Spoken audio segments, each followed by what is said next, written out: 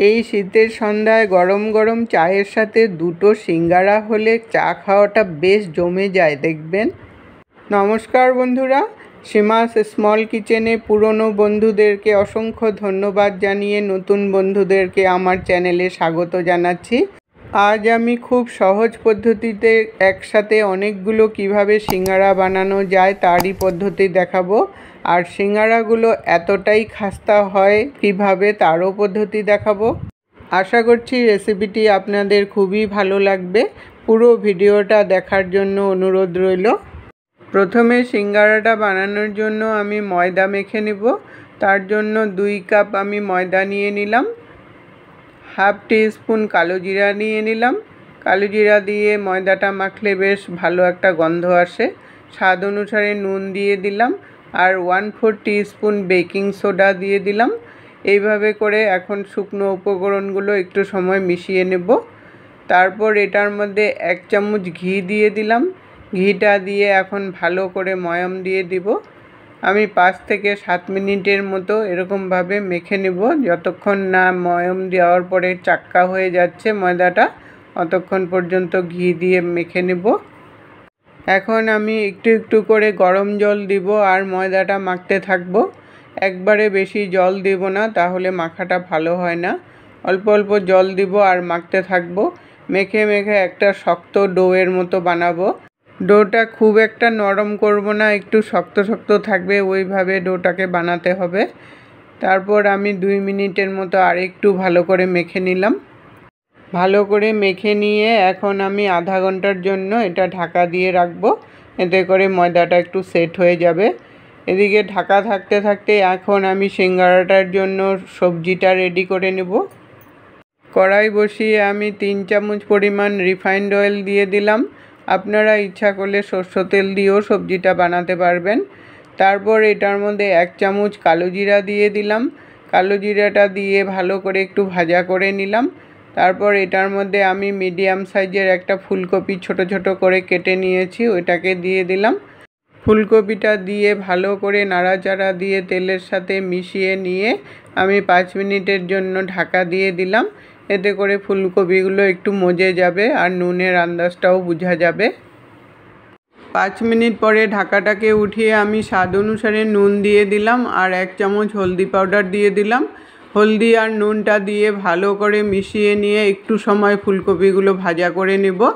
এই ফুলকপিগুলো একটু ভাজা করে নিলে গন্ধটাও সুন্দর হয় আর তখন সবজিটা খেতেও খুব ভালো হয়। এখন আমি আরও 5 মিনিটের জন্য ঢাকা দিয়ে দেব। এভাবে ফুলকপিটাও একটু সিদ্ধ হয়ে যাবে। 5 মিনিট পরে আমি ঢাকাটাকে উঠালাম। এখন আমি অল্প সময় 5 মিনিটের মতো আমি ফুলকপিটা আরেকটু ভাজা করে নিব। যতক্ষণ না ফুলকপির একটা গন্ধ চলে আসে ততক্ষণ পর্যন্ত ফুলকপিটা ভাজা করে নিলাম। এখন আমি সবজিটার মধ্যে 3টা লঙ্কা কুচি দিয়ে দিলাম। ঝালটা অবশ্য আপনাদের টেস্ট অনুসারেই দিতে পারবেন। তারপর একটু মিশিয়ে নিয়ে এখন এটার মধ্যে আমি 1 চামচ আদা বাটা দিয়ে দিলাম। এই আদাটা দেওয়ার জন্য কিন্তু ফুলকপির তরকারিটার মধ্যে খুব সুন্দর একটা গন্ধ হবে। আদাটা দিয়ে একটু সময় ভাজা করে নিলাম, যতক্ষণ না আদার কাঁচা গন্ধটা চলে যায়। এখন সিদ্ধ করা মটর নিয়ে নিয়েছি 1 বাটি, ওটাকে দিয়ে দিলাম। আমি মটরগুলো আগের থেকে সিদ্ধ করে রেখেছিলাম। আপনারা ইচ্ছা করলে কাঁচা মটরশুঁটিও দিতে পারবেন। ব্যালেন্স হওয়ার জন্য একটু মিষ্টি দিয়ে দিলাম। ভালো করে মিশিয়ে নিয়ে তারপর ভেজে রাখা বাদাম খোসা ছাড়িয়ে নিয়েছি, ওইটাকে দিয়ে দিলাম। 8-10টা কিশমিশ দিয়ে দিলাম। এখন সব এগুলো মিশিয়ে নিয়ে আরও 1 মিনিটের মতো ভাজা করে নিব। ভাজা করে নিয়ে তারপর আমি সেদ্ধ করা একটা আলু একটু ভেঙে দিয়ে দিলাম। এই আলুটা দেওয়ার জন্য রেসিপিটা একটা দুর্দান্ত স্বাদ হবে। এখন আলুটার সাথে সব সবজি ভালো করে মিশিয়ে নিয়ে 2 মিনিটের মতো ভাজা করে নিলাম। তারপর এটার মধ্যে ভাজা গুঁড়ো মশলা 1 চামচ দিয়ে দিলাম। জিরা, ধনে আর মৌরি ভেজে গুঁড়ো করে নিয়েছি, ওটা দিয়ে দিলাম। এই গুঁড়ো মশলাটা দেওয়ার জন্য কিন্তু সিঙ্গারার সবজিটার মধ্যে একটা দুর্দান্ত স্বাদ আসে। তারপর একটু ভালো করে মিশিয়ে নিয়ে আমি এখন নামিয়ে নিলাম। এখন আমি ময়দা মাখাটা নিয়ে আর একটু ময়াম দিয়ে নেব। এইভাবে করে ময়াম দিয়ে নিলে রেসিপিটা একদম খাস্তা হবে। আমি 2 থেকে 3 মিনিটের মতো আর একটু ময়াম দিয়ে নিলাম। এখন আমি গোল গোল রুটির বলের আকারে বানিয়ে নিয়ে একটু ময়দা দিয়ে তারপর একটা রুটির মতো বেলে নিলাম। একদম রুটির মতো পাতলা হবে না, একটু রুটির থেকে মোটা রাখতে লাগবে, ওইভাবে করে বেলতে হবে। বেলাটা হয়ে গেছে, এখন আমি চাকু দিয়ে এইভাবে করে পিস পিস করে কেটে নেব, তাহলে একসাথে অনেকগুলো সিঙ্গারা হয়ে যাবে। খুবই ইজি প্রসেসে এই সিঙ্গারা বানানোটা যায়। সিঙ্গারা বানাতে অনেক ঝামেলা হয়, কিন্তু এইভাবে করে বানালে একসাথে অনেকগুলো সিঙ্গারাও হয়ে গেল আর কোনো ঝামেলাও হয় না। তারপর একটা পিস নিয়ে আমি দুই দিকে জল লাগিয়ে নিয়ে আরেকটা পিস এইভাবে করে হাত দিয়ে টিপে টিপে জয়েন করে দিলাম। তারপর মিডিল থেকে ফাঁক করে নিয়ে আমি সবজিটা এখন ভরে দিব। সবজিটা ভরে নিয়ে তারপর উপরে আমি হাত দিয়ে একটু জল দিয়ে বন্ধ করে দিব। এইভাবে করে একটু জল দিয়ে বন্ধ করে দিলে তখন আর খুলে না। একটা সিঙ্গারা আমার বানানো হয়ে গেছে। এইভাবে করে আমি বাকি সিঙ্গারাগুলোও বানিয়ে নেব। রেসিপিটা যদি আপনারা ইউটিউব চ্যানেল থেকে দেখেন তাহলে চ্যানেলটাকে সাবস্ক্রাইব করে পাশে থাকা বেল আইকনটাকে ক্লিক করে অল অপশনে ক্লিক করে রাখবেন সবার আগে নোটিফিকেশন পাওয়ার জন্য। সব সিঙ্গারাগুলো বানিয়ে রেডি করে নিয়েছি। এখন আমি কড়াই বসিয়েছি, কড়াইতে আমি রিফাইন তেল দিয়ে দিলাম।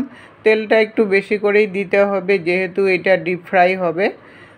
তেলটা খুব একটা গরম না হওয়ার আগেই সিঙ্গারাগুলো আমি দিয়ে দেব।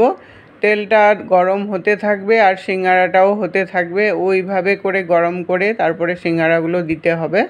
এখন আমি সিঙ্গারাগুলো মিডিয়াম আঁচে রেখে 7 থেকে 10 মিনিটের মতো উল্টিয়ে পাল্টিয়ে একটু লাল লাল করে ভেজে নেব। এইভাবে করে ভাজলে একদম সিঙ্গারাটা খাস্তা হবে আর একদম ক্রিস্পিও হবে। সিঙ্গারাগুলো আমার ভাজা হয়ে গেছে, লালও হয়ে গেছে। এখন আমি নামিয়ে নিলাম। এইভাবে করে বাকি সিঙ্গারাগুলো ভেজে নামিয়ে নেব। সব সিঙ্গারাগুলো ভেজে আমি নামিয়ে নিয়েছি। দেখুন সিঙ্গারাগুলো কতটা ক্রিস্পি আর খাস্তা হয়েছে, ধরলেই একদম ভেঙে যাচ্ছে।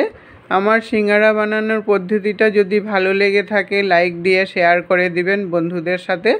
আজকের টিপস, সিঙ্গারা বানাতে হলে সবসময় ঠান্ডা তেলে সিঙ্গারা দিলে ক্রিস্পি হয়। এতক্ষণ সঙ্গে থাকার জন্য আপনাদেরকে অসংখ্য অসংখ্য ধন্যবাদ বন্ধুরা। আবার দেখা হবে নতুন রেসিপির সাথে। সুস্থ থাকুন, ভালো থাকুন।